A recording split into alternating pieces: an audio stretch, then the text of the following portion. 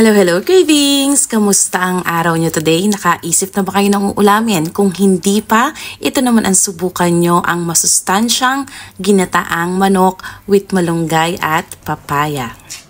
Papalabasin ko muna yung sariling mantika ng ating mga chicken. Ito po ay wala pa sa 1 kilo at maghihiwa muna tayo ng mga kailangan nating gulay.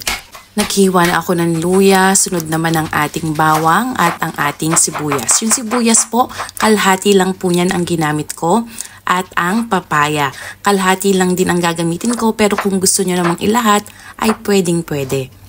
I-check na natin ang ating mga chicken, baliktarin lamang natin at igigisa na natin ang ating mga sibuyas, bawang at luya. Inuna ko muna yung luya, then pag nangamoy na, sibuyas at bawang.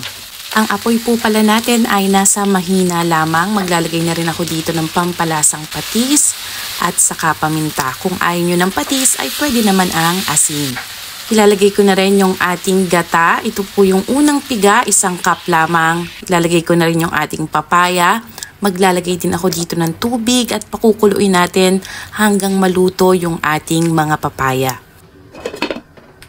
Nung naluto na yung ating papaya, nilagay ko na yung ating malunggay at saka yung siling green. Gagamit ako dito ng pangpaasim na sampalok powder or kaya naman ay sinigang mix. Kung ayaw nyo ng maasim-asim, pwede naman po nating i-skip ang ating sinigang mix or sampalok powder. Tatakpan natin ito hanggang maluto naman yung malunggay. At laging huwag kalilimutan, syempre kailangan natin tikman at magdagdag na lang tayo kung ano pang kulang.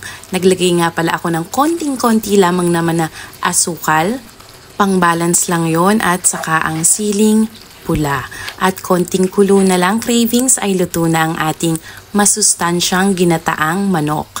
Kung gusto nyo ng medyo mas masabaw, pwede po tayo ditong magdagdag pa ng tubig at pakuluan ulit natin.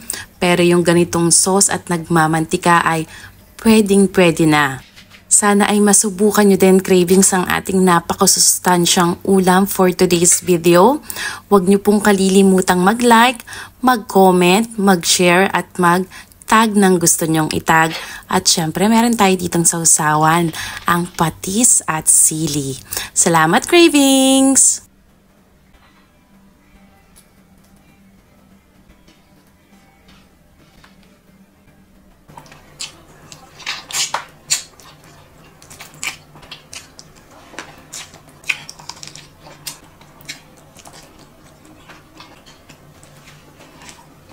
Sarap.